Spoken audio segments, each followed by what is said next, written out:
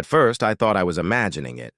One week, a food I bought regularly was sitting on the grocery store shelf like it always had. The next week, there were only a few packages left. Then the price changed. Then the shelf was empty. It happened again with another product, and then another. That was when I started paying closer attention. Began buying a little extra, not because I thought the world was ending, but because I realized something surprisingly simple. When an everyday food becomes difficult to find, replacing it later can be much harder than storing a reasonable amount while it's still available. So I started building a small reserve, and I kept it quiet. At least, I tried to. Until my family found out. Food shortages don't always look like empty supermarkets.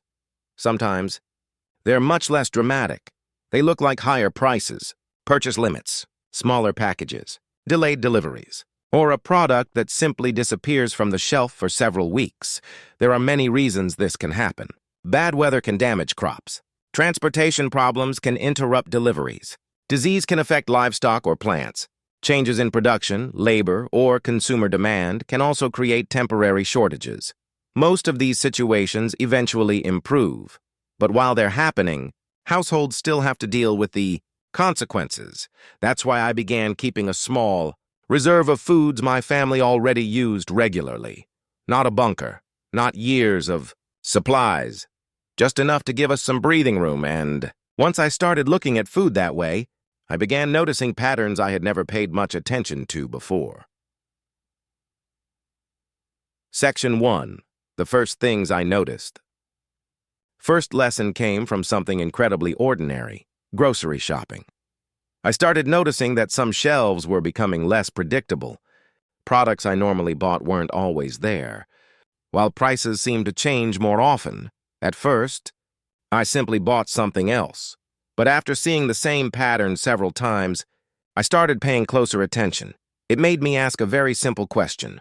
What would happen if I couldn't buy this for a month? That question changed the way I shopped. I realized that household food security doesn't necessarily mean preparing for some dramatic disaster. Sometimes, it's simply about having enough of the foods you already depend on to get through a temporary disruption. So I began identifying foods that were inexpensive, versatile, and commonly used in my kitchen. Rice, pasta, beans, flour. Oats, canned vegetables, shelf-stable milk, cooking essentials. I wasn't buying everything in sight. I bought gradually, usually when prices were reasonable, and rotated older items into our normal meals. The more I did it, the less it felt like stockpiling, and the more it felt like ordinary household planning. Section 2. Why I didn't tell my family there. Was another reason I kept my reserve mostly to myself. I knew exactly how it could look. Imagine opening a cupboard and finding several extra bags of rice, boxes of pasta, cans of vegetables, and containers filled with dry staples. To one person, that might look like sensible preparation.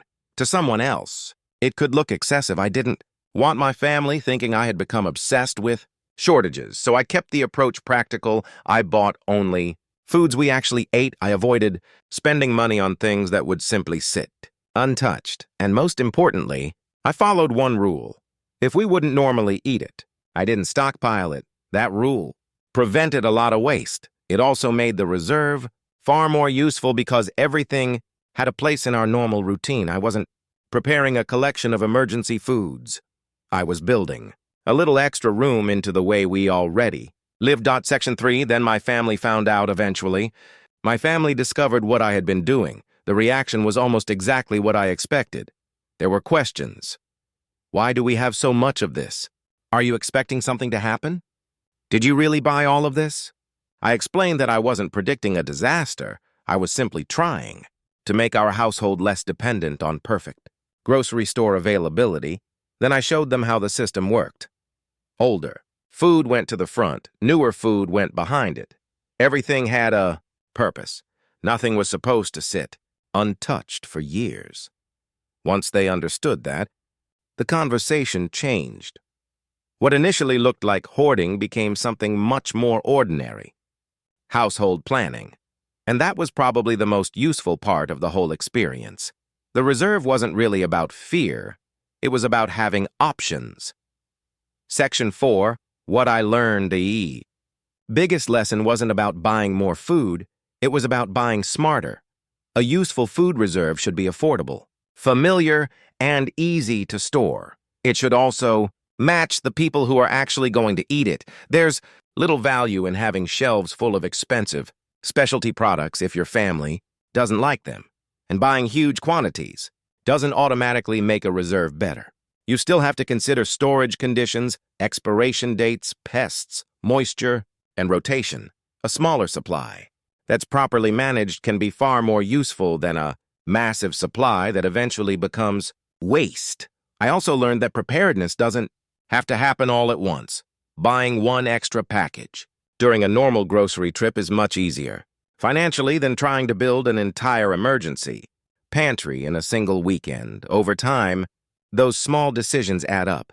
And because the food is already part of your normal meals, rotating through it doesn't require a complicated system. That's what made the approach work for me. It wasn't extreme, it was gradual, practical, and built around things we already used. Looking back, I don't think the most important thing I did was stockpile food. The important thing was changing how I thought about uncertainty. I stopped assuming that every item would always be available at the same price, in the same quantity whenever I wanted it. That doesn't mean living in fear. It means accepting that supply chains are complicated, circumstances change, and a little preparation can make ordinary disruptions much easier to handle. My family eventually understood that, and the reserve stopped being something I secretly managed. It became something we all knew about and maintained together. The goal was never to prepare for the end of the world.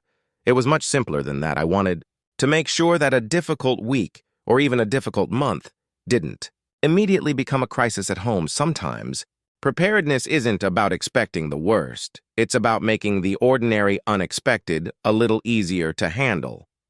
If you found this documentary useful, consider subscribing for more practical preparedness and survival content. And remember, preparation doesn't have to be extreme. Sometimes, it starts with simply having a little more of what you already use.